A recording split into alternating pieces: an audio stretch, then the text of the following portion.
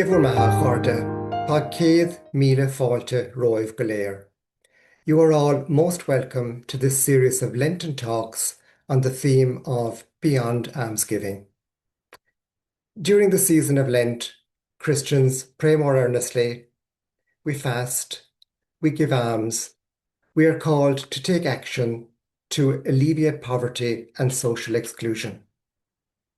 These Lenten talks, organised by the Diocese of Kerry, provide us with a space in which to learn, to reflect, and to deepen our commitment to faith, hope, and love, and to going beyond almsgiving.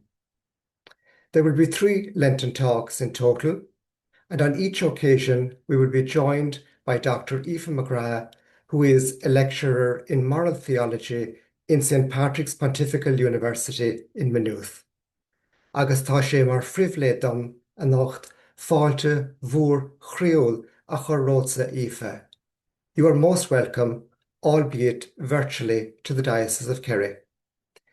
This evening, Aoife will speak to us on the topic of dignity in the context of Catholic social teaching. After Aoife's talk, we will have 2 inputs.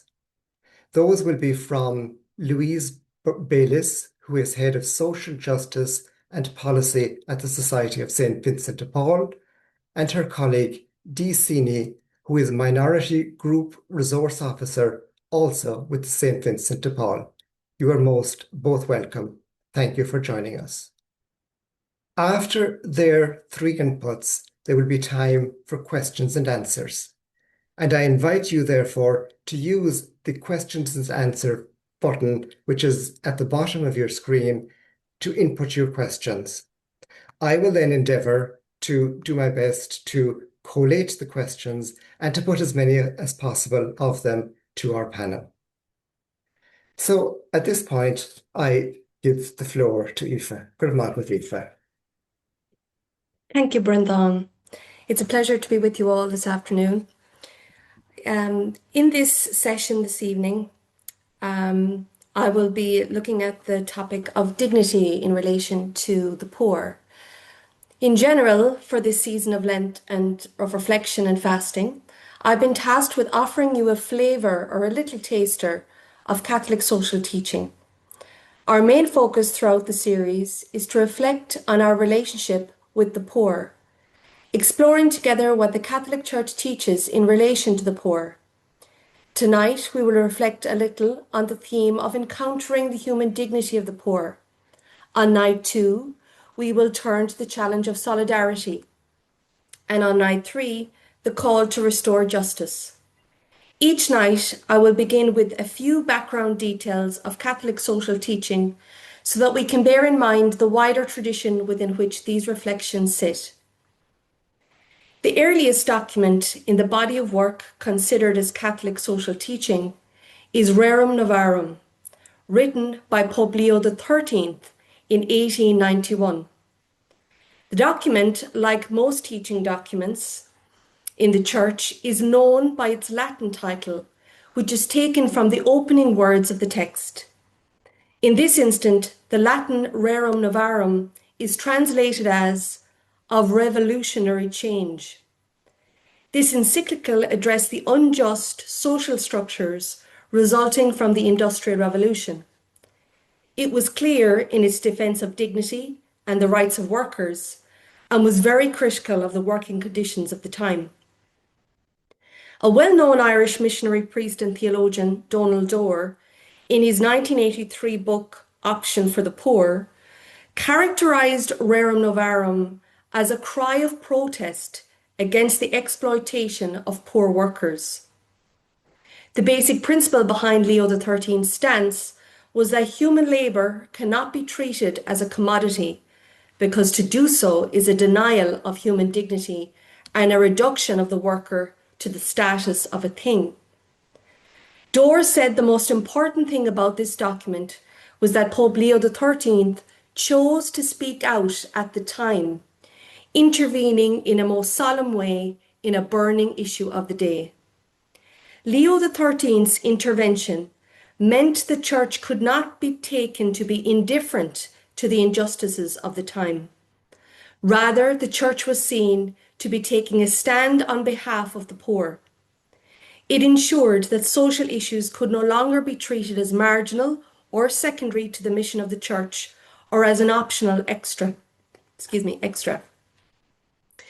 Dore admits, however, it would be overstating the case to claim that Rerum Novarum calls for an option for the poor, but it indicates a particular concern for the poor, and it can be seen as a major step on the road that would eventually lead to such an option for the poor. Thus, Catholic social teaching began in response to societal changes. Church teaching concerned with human dignity and the common good in society is generally considered to be part of this teaching. Over the centuries, successive popes and bishops' conferences worldwide have reflected on contemporary social issues in light of the gospel. These issues include economic justice related to the just distribution of goods and wealth, promotion of non-violent strategies to achieve world peace, and then issues such as migration, racism, and care for the natural environment. I'm sure many of you have heard about Pope Francis's 2015 encyclical on our common home, which was entitled Laudato Si. Again, the title is from the first words of the text, which translate as Praise be to you. You may also have heard of his 2020 encyclical on fraternity and social friendship called Fratelli Tutti, literally meaning all brothers, though Pope Francis translated it all brothers and sisters. And these were the words of St. Francis of Assisi, who inspired Pope Francis. Some recent examples of what we might call local Catholic social teaching can be found in the pastoral letters of our own Bishops' Conference. The Cry of the Earth in 2009 was a reflection on climate change. A Room at the Inn, which is their pastoral letter on housing and homelessness from 2018. And a Céad Míle Fáilte, or 100,000 welcomes, ? Exploring hospitality for migrant people and what it means in contemporary Ireland. That was from 2024. Throughout Catholic social teaching, a number of common themes, principles, and fundamental values have emerged, some of which we will be exploring in these Lenten talks, namely tonight, what is called the option for the poor and vulnerable, and the dignity of the human person, and as I said, later in the series, solidarity and justice. The most recent social teaching document in 2025 focuses on our theme of care for or love for the poor. It is entitled Delixite, meaning I have loved you, and this is a quotation from Revelations. This document was actually being prepared by Pope Francis in the last months of his life, but was taken up by our new Pope Leo XIV as his own, since, he said, I share the desire of my beloved predecessor that all Christians come to appreciate the close connection between Christ's love and his summons to care for the poor. The Church's social teaching grounds this care for the poor in the gospel of the Beatitudes, in the poverty of Jesus, and in his attention to the poor. One of the most influential gospel passages in this regard is Jesus' parable of the Last Judgment, with which we are all familiar. In this parable, we come to understand that to love the poor is to love Jesus, and that the two are inseparable. For I was hungry, and you gave me food. I was thirsty, and you gave me something to drink. I was a stranger, and you welcomed me. I was naked, and you gave me clothing. I was sick, and you took care of me. I was in prison, and you visited me. Just as you did it to one of the least of these brothers and sisters of mine, you did it to me. So this care for the poor is essential to any person who considers themselves a disciple of Christ. And the poor is not a narrow category. It embraces the multitudes of hungry, needy, homeless, migrants, prisoners, those who are sick, suffering or lonely, those without health care or without education, or those without hope for a better life, and that list is not exhaustive. Pope Leo XIV speaks about the many faces of the poor and of poverty, calling it a multifaceted phenomenon. In paragraph 9 of De Lexite, he lists many forms of poverty. He recognizes how complex the reality of poverty is because it can involve multiple forms of impoverishment. He recalls Pope Francis's insight that doubly poor are those women who endure situations of exclusion, mistreatment, and violence, since they are frequently less able to defend their rights. In one powerful passage that is worth quoting at length, Pope Leo XIV states, "The poor are not there by chance or by blind and cruel fate, nor for most of them is poverty a choice. Yet there are those who still presume to make this claim, thus revealing their own blindness and cruelty. Of course, among the poor, there are also those who do not want to work because perhaps their ancestors who worked all their lives died poor.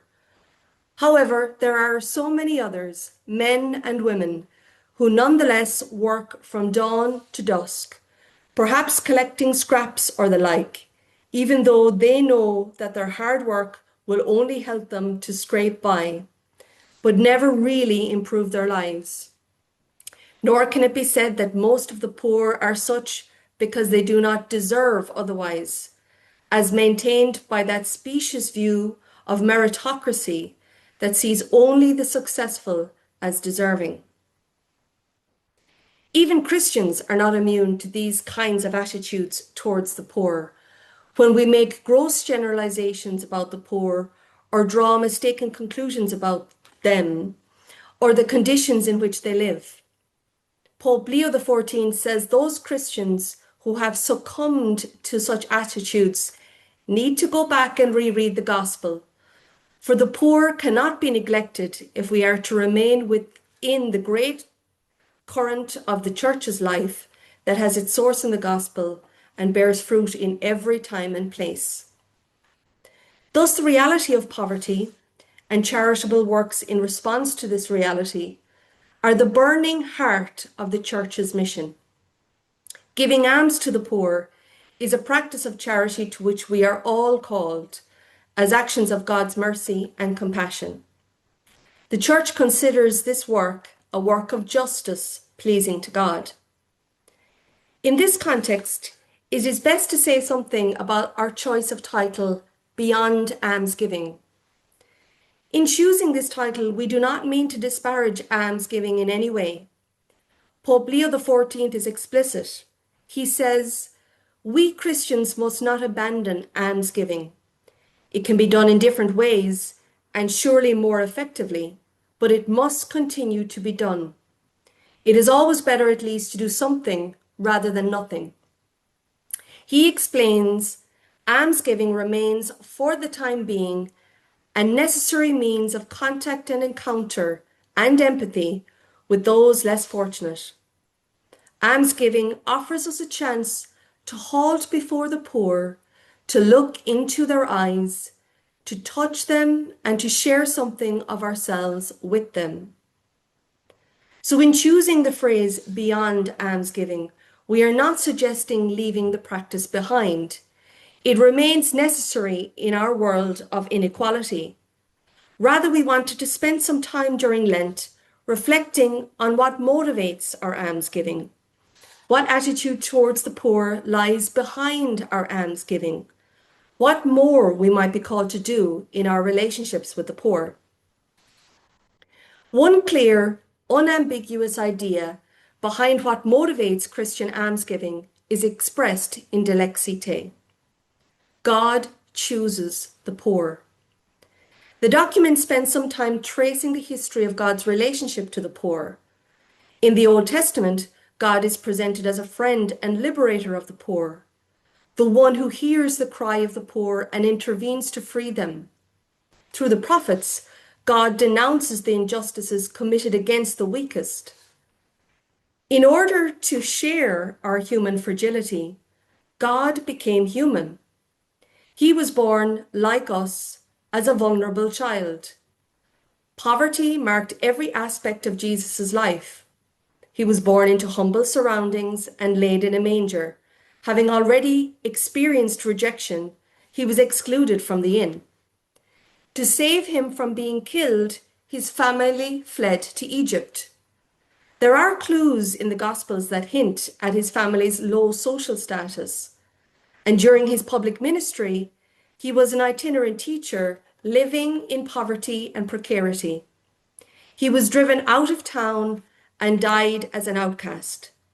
In his ministry, he opens the eyes of the blind, heals lepers, raises the dead, and proclaims the good news to the poor. So it is evident in both Jesus' life and ministry that God shows a preference for the poor. Pope Leo also observes that Jesus' teaching about the primacy of the commandment of love for God is clearly complemented by his insistence that one cannot love God without extending one's love to the poor.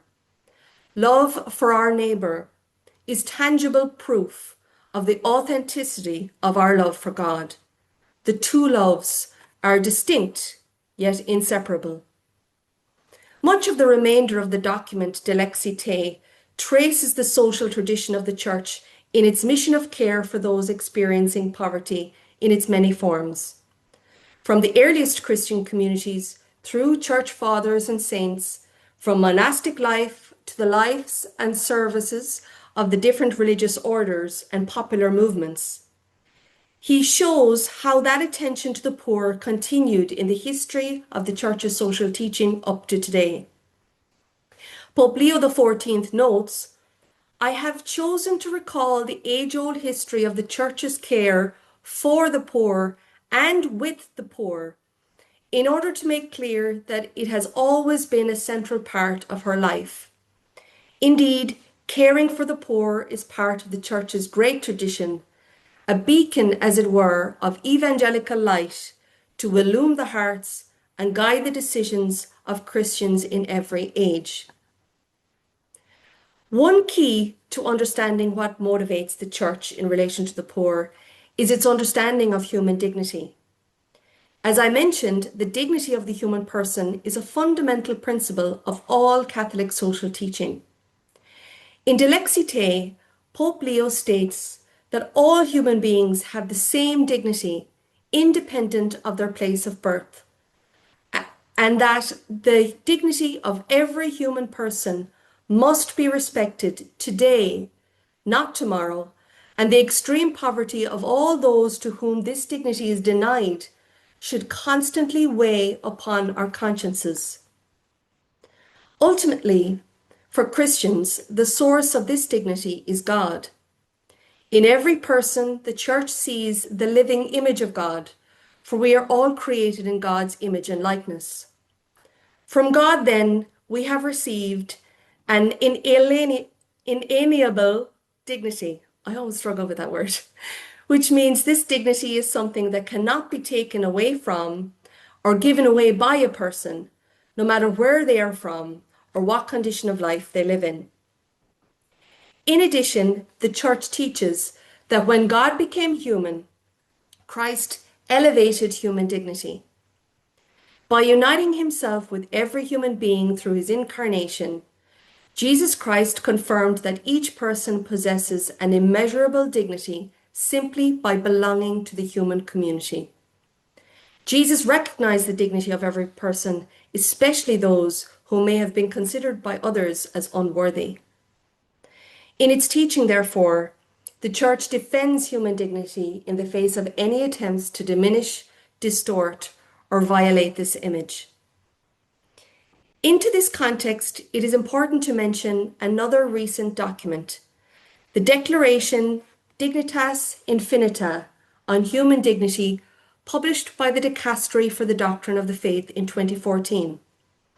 This document commemorated the 75th anniversary of the Universal Declaration of Human Rights.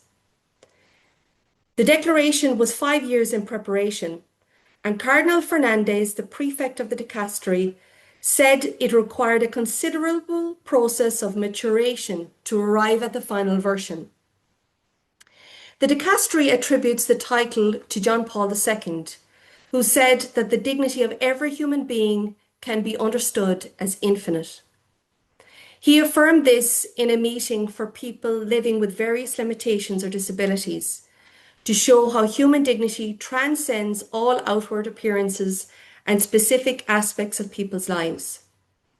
In their preparation for this declaration, Pope Francis had directed the dicastery to do an in-depth study of his own encyclical Fratelli Tutti, and therefore Dignitas Infinita also reflects Pope Francis's understanding that this dignity exists beyond all circumstances.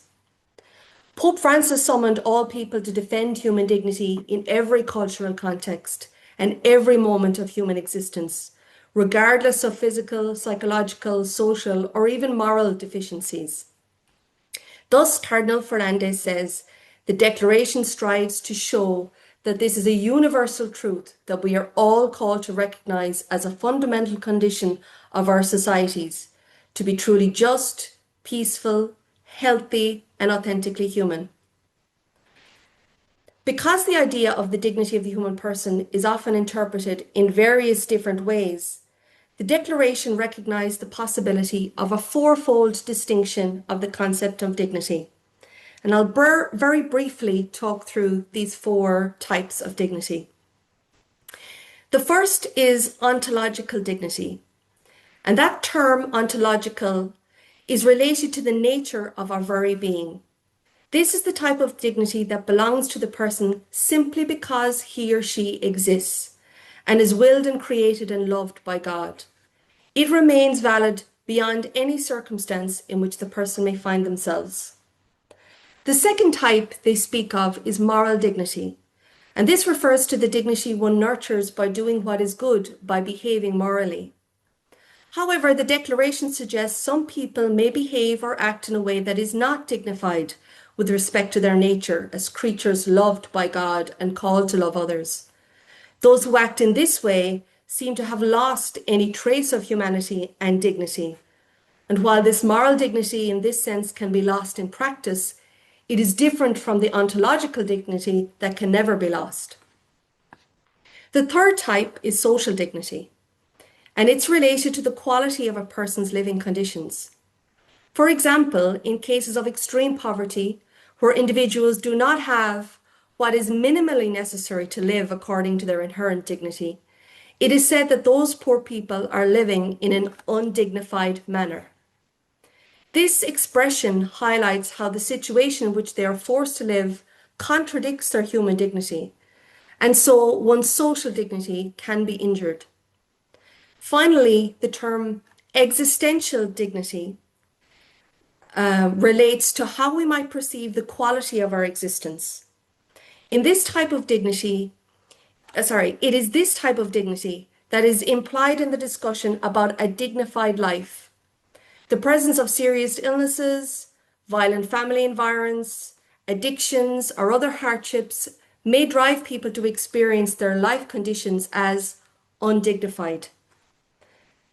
This type of fourfold distinction aims to help us make sense of how some might speak about losing dignity, while the Church proclaims our infinite dignity, or the equal dignity of all people, regardless of their living conditions and qualities. This brings me back to Pope Leo XIV in De Lexi Te, when he poses some stark questions.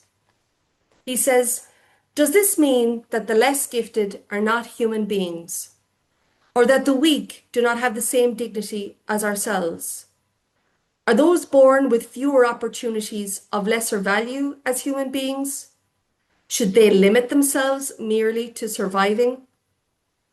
The worth of our societies and our own future depends on the answers we give to these questions, he says. For Christians, with a growing awareness of the importance of human dignity, recognizing that all human beings must be treated with love and respect because of that dignity, one would hope the answers to these questions are obvious. In recognizing the dignity of the poor, We ought to see the face of Christ in the faces of those who suffer. When we encounter poverty, we are not only presented with a problem to be solved, but we are faced with brothers and sisters to be welcomed, respected, and loved. These brothers and sisters are not only objects of our compassion. Pope Leo XIV, and indeed Pope Francis, reminded us that the poor are also teachers of the gospel. It is not a question of bringing God to them, but of encountering Him among them. Serving the poor is not a gesture to be made from above, but an encounter between equals, where Christ is revealed and adored. So we could pause our explorations of Catholic social teaching there for tonight to allow some time to reflect on how these ideas come alive in our own experiences and ministries. And on night two, we will have a chance to consider how this deeper understanding of equal dignity of all moves us to practice solidarity. Thank you. Back to you, Brendan. Good míle maith go dtí bhí sin Harbar fad. That was absolutely wonderful, really enriching and engaging. And I'm sure people are looking forward already to the next sessions and the inputs you'll be giving at those. You really connected the various papal encyclicals, but most importantly, you brought them back to the teachings, the actions, the life of Christ, the parable of the Last Judgment, and so on, and the significance of those messages in our world today. They really resonate for us. So thank you so much for doing that. And there are lovely comments coming in there on the Q&A, and I encourage people to continue to do that in preparation for our last part of the evening. But before that, we want to hear from our two other contributors. And at this point, I'd like to give the floor to Louise. And Louise is going to talk to us about putting almsgiving into practice here locally. And I believe, Louise, you're going to look at some of the issues around homelessness. You're going to look at poverty and trends and so on here in Ireland. So the floor is yours. Thank you very much, Brendan. Really appreciate it, and I appreciate Aoife's insights earlier on. It really helped put it. I look at poverty from a more technical point of view because that's my role, is to look at it from a more technical point of view. So how we measure poverty in Ireland is actually very well defined. We use the CSO data. It comes out every year around March. It's called the SILC report, which is the Survey on Income, Living and Living Conditions. Every year we track that to see, are we addressing poverty or is poverty getting worse? We know we've had a cost of living crisis, so it's important we keep an eye on that and see what groups are being most impacted by poverty. So last year, there's poverty in data came out on the 20th of March, and it was disappointing. Currently in the country at that point, there was 3.8% of the population lived in consistent poverty. What consistent poverty? The definition of consistent poverty is that you are at risk of poverty and you're experiencing deprivation. So it's a double barrel thing where you are actually experiencing deprivation and poverty. In Ireland, it was at 3.8% in 2023. The 2024 results went from 3.8% to 5%, which was very disappointing because at the time, the Department of Social Protection and the whole of government approach was to reduce consistent poverty to 2% by 2025. And unfortunately, we saw it going up from 3.8% to 5%. Now, when we look at that, that's worrying in itself, but we need to look at other things around that and the groups most impacted. So I spoke about 5% in the general population. The age group that is most impacted by poverty are children. So children it isn't at 5% for children, it's at 8.5% for it's 8.5% for children, not 5%.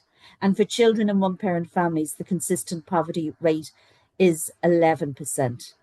And then the other group mostly impacted are people with a disability, and their consistent poverty rate is 19%. So we can see already the trends that show what's happening with poverty trends. And then I would consider one of the most egregious forms of poverty is homelessness. And as we know, we have a homelessness crisis in Ireland. And again, I want to look and go through what has happened in the last year. So we all know we've record levels of homelessness. Last year, in the month of December, we ended up at the end of December having 16,734 people officially registered as homeless. That is people who accessed emergency accommodation in the last week of December. That is very underrepresented. It does not include people who are rough sleeping. It does not include women and children and domestic abuse refuges. It does not include people sleeping in cars, sleeping in hospital waiting rooms, Garda stations, or couch surfing. So it's the very bare minimum of people counted. But it was 16,734 at the end of December 2025. Now, what I would also say is that there's always a drop in December in homelessness, a slight seasonal drop where some people go back to family homes for the seasonal series. So what I like to do is in December, compare December homelessness figures to the year before. So if we look at the monthly difference in December 24 to 2025, just to keep an eye on what the pattern is. So in December 24, in that year from December 24 to December 25, we saw an increase of 678 extra children in homelessness, bringing it to 5,188 children in emergency accommodation. We saw the number of people in families going up by 1,406 in 1 year. That's 1,406, including the 678 children and the 728 parents that were living with them. Again, ending the year with in total of 8,017 people living as part of families in emergency accommodation. And if we look at single adults, they went up by about 464 people in the year, increasing to 6,847. Overall, if we look at the increase in homelessness in 1 year, from 2024 to 2025, we saw 1,870 people extra in emergency accommodation. So that in itself is extremely worrying, and again, a trend that's not really good for us to see. We talk about food poverty, and the most recent report on the health behaviour of children in school showed that 18% of children have gone to school or to bed hungry because of lack of food in their house. That's almost 1 in 5 children. We talk about the budgetary impact. How has that made a difference?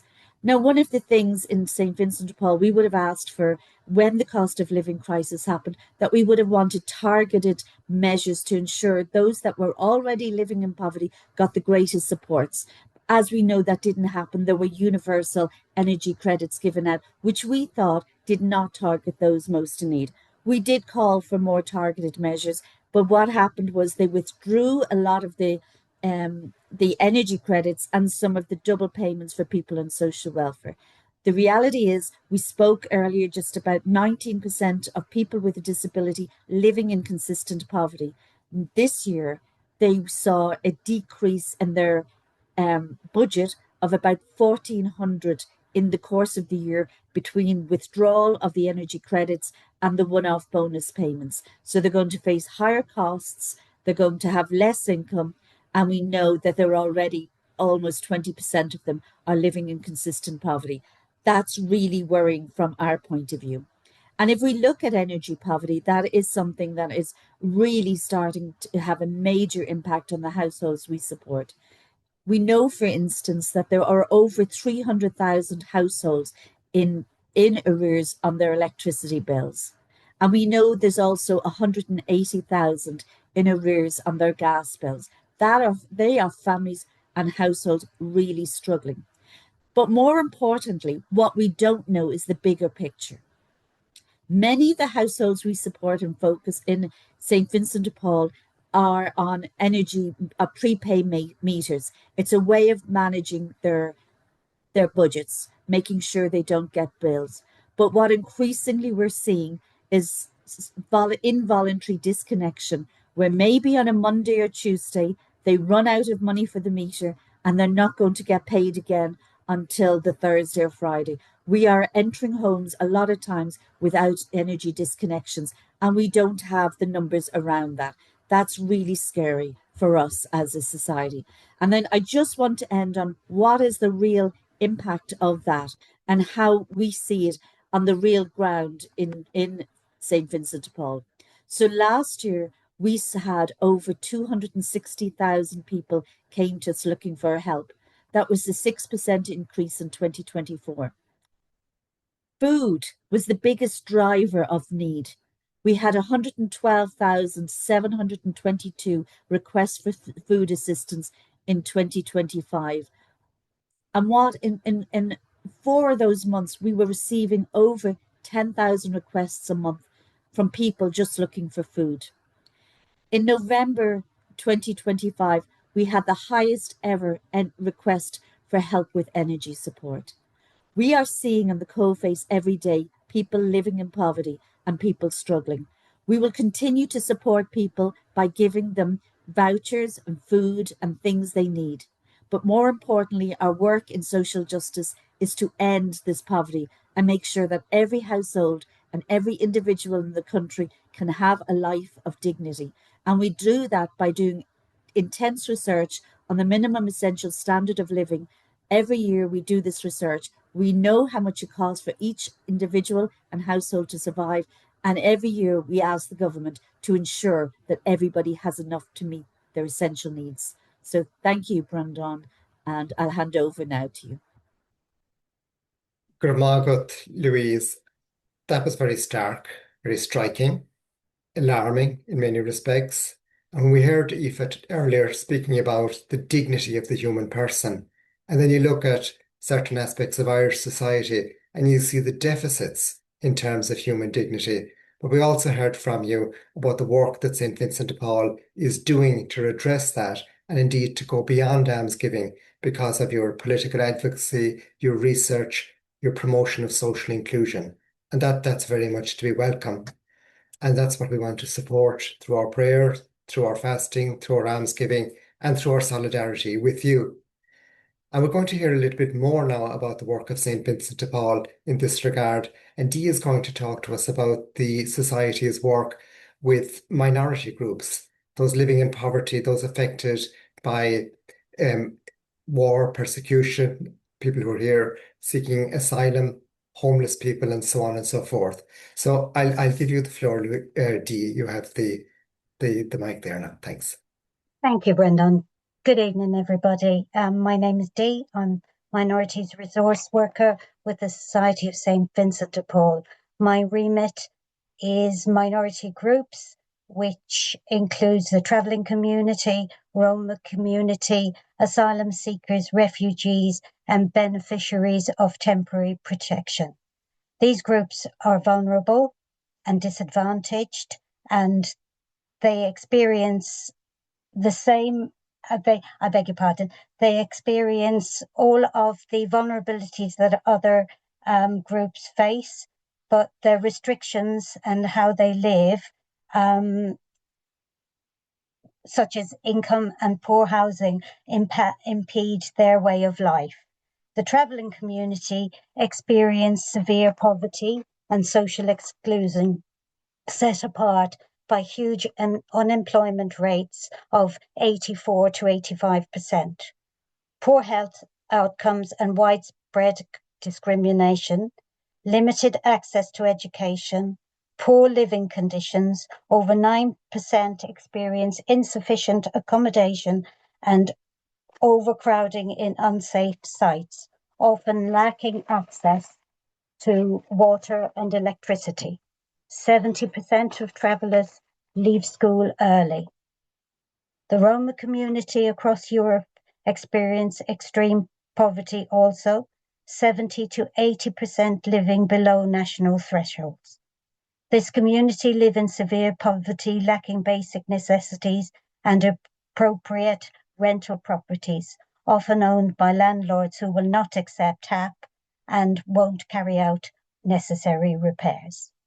There are very high unemployment levels due to lack of training and skills. This creates a barrier to healthcare and education. Children face high levels of discrimination at school. Attendance at primary level is low, with numbers dropping even further at second level. Asylum seekers and some refugees experience extreme poverty and disadvantage due to government restriction their right to work, forcing them to rely on state support. Denying the right to work leads to dependency on social welfare. Many of this group suffer from anxiety, depression, and poor mental health. Housing instability and high rents increase the risk of homelessness through limited social housing. A lack of training and language barriers make unemployment difficult for them. Beyond almsgiving and SVP efficacy, the very positive common denominator is education. SVP assist individuals and collaborate with many other organizations to improve education for the poor, from infants to second level. And third level bursaries assist those who need degrees, higher diplomas, vocational skills, and training.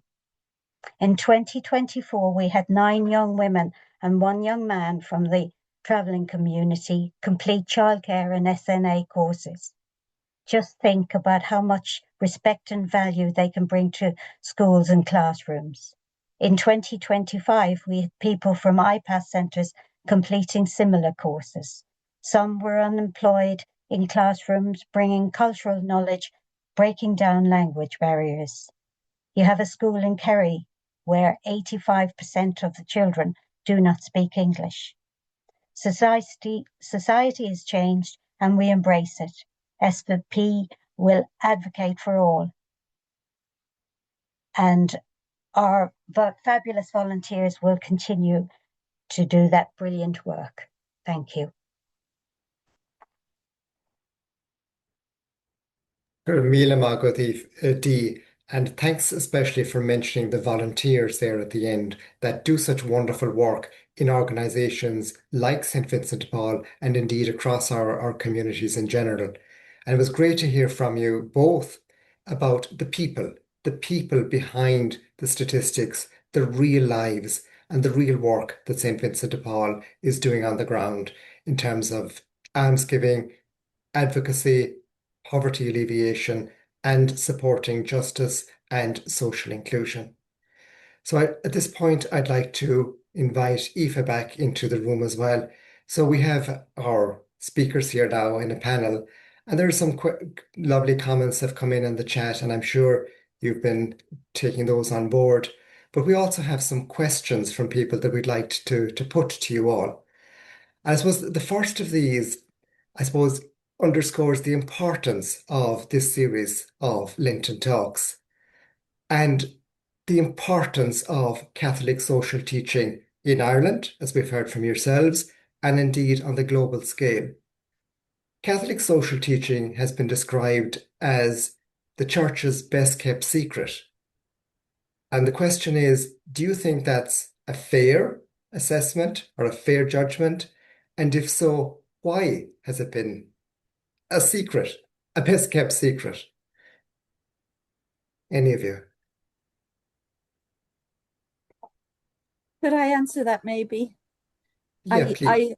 I have to stand up here for the church, and I have to stand up, we're in the Kerry Diocese, and I'm very conscious that we lost Sister Stan, who was a Dingle woman, back in October. And I have to say that she embodied everything that was good about the church and social justice and social service.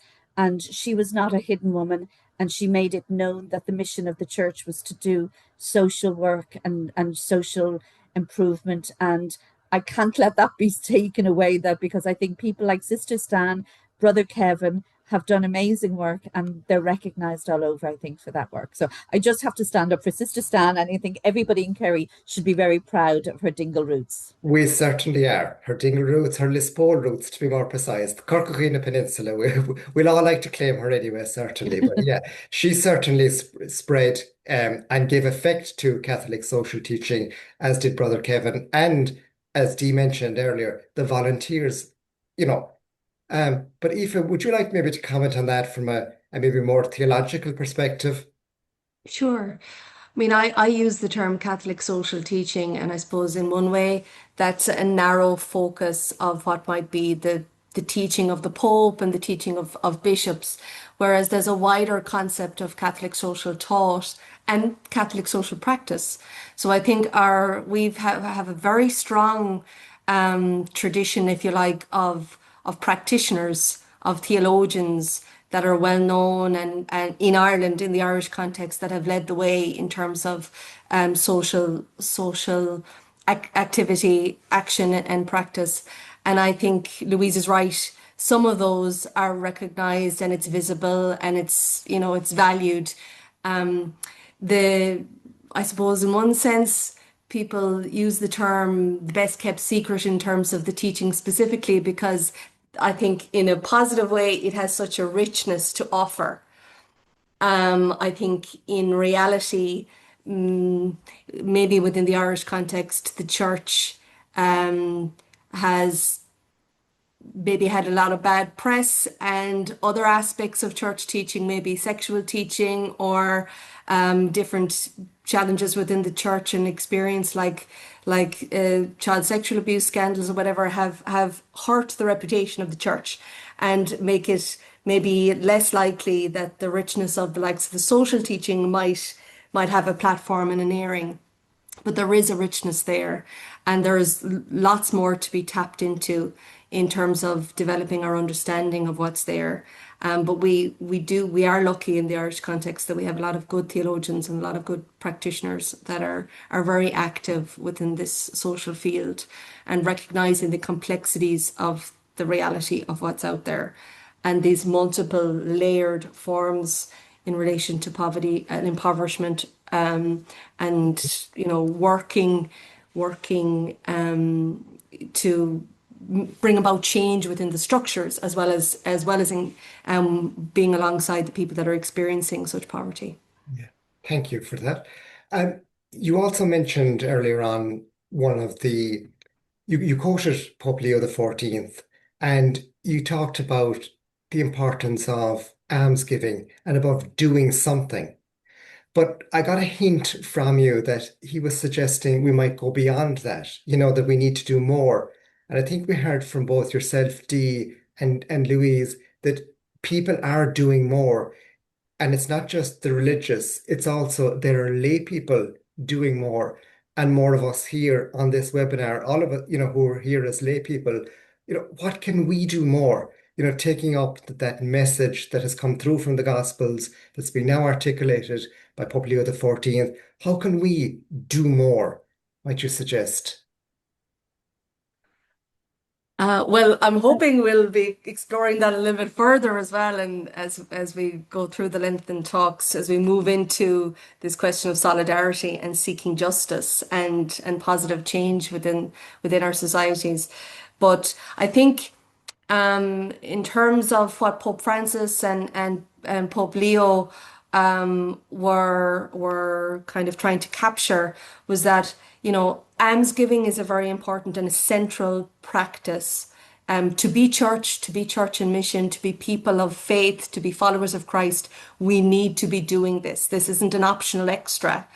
But to not just see it as something maybe that's just done during Lent or just one way of ticking a box. Oh, I've done my piece of charity for the day. Not that I don't think probably anybody on this webinar sees it in that way, but rather to and so not to see the people that are poor as objects of our compassion, that we are the ones doing something for them, but rather to switch our mindsets and to, as Louise and Dee have been very clearly demonstrating, that those that are active in this kind of charitable work are working alongside those that are poor. Yes. They're hand in hand, they're equals, they're working together, not just to improve the experience of people's lives, but to change the structures and to advocate lobby and whatever else is appropriate in terms of change. So I think it's the shift in mindset from, first of all, seeing it as central and not an optional extra, but Mhm. that, but secondly, to move to see working alongside. So this emphasis of not just being care for, but care with. I think those are the two that I'm seeing, at least in what Pope Leo and Pope Francis were emphasizing. Great, thank you. And I see I, Louise and you're both nodding your heads in that yes. regard. Yeah, you might just expand on that, please. I think almsgiving is still very, very necessary. And it's about how it's presented and kindness, and it it doesn't have to be presented patronizingly, but it can be presented with kindness and dignity and respect. Yeah, yeah. And Louise, would you say any more about that in terms of the working with you rather, this charitable, we talk about faith, hope, and charity, but it's not the charity of the deserving poor, it's the charity, it's the emphasis on dignity. And how does that resonate in your work and how relevant is that for everybody on the webinar this evening? To me, it's crucial that we work with and not for. It's not a handout, it's a hand up, because sometimes the systemic structural issues are there just causing barriers for people. A child didn't ask to be born into a Roma family or a traveller family with all these barriers, and it's these structural systemic injustices that are there. I think it's really important that we pull that down and let everybody flourish on an equal footing. And I think that's crucial. And one of the things that really struck me recently, I was doing a seminar on early learning and childcare. And we talked about how the ECCE year has been so transformative about being an That's egalitarian the form of the preschool preschool. year, just to Yeah, explain for so that everyone. Yeah. yeah, so that when children go into school, regardless of their income levels, because they've all had this 1 year of pre-education, their vocabulary is up higher, their cognitive abilities higher, their actual motor skills, putting on coats and the very practical things that would have caused a divide between the haves and the haves.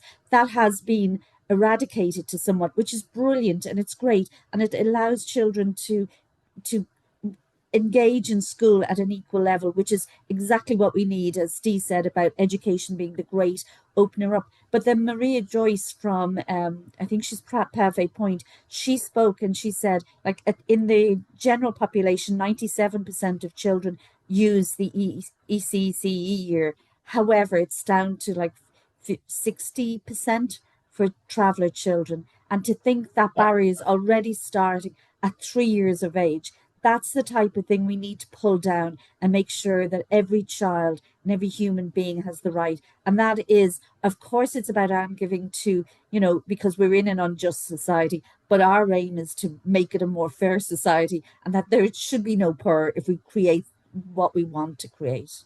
Here, here, And, Louise. and there are comments coming in on the chat, that speak to that as well in terms of the church needing to speak out and to showcase and to demonstrate what we're doing and to inspire others and to have that ripple effect. And there are some examples there of wonderful work across parishes in the diocese in that respect. We could continue this conversation for the night, I know, but we said we promised people we'd stick to the hour. Aoife, we'll be delighted to have you back in 2 weeks' time. Thank But you. at this point in the evening, I'll be handing over to Evelyn O'Sullivan from Drumtariff, who's going to close out with a reflection. Before I do that, I just want to remind everybody that our next two webinars will be on the 10th of March on the theme of solidarity and on the 24th of March on the theme of justice, all under the umbrella of Catholic social teaching. So we look forward to seeing yourselves with us on those two occasions. We'd ask you to spread the word among family, friends, work colleagues, and the wider community and point people to the link where they can register.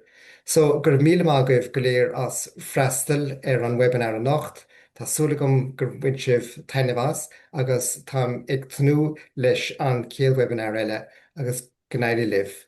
Evelyn. please. Thank you. Everybody on this earth has dignity. It's a natural part of us. It's ours and it belongs to us. Unfortunately, it can be taken away from us by another. And of course, we can take a person's dignity from them. It's a challenge we face each day, whether we are aware of it or not. We can choose to leave people their dignity, which shows them respect, or to rob it from them, which lets them feeling worthless. This Lent, we pray that we may be more sensitive to and understand better the importance of our own dignity, the dignity of those we encounter each day, and also the dignity of people we may never meet face to face.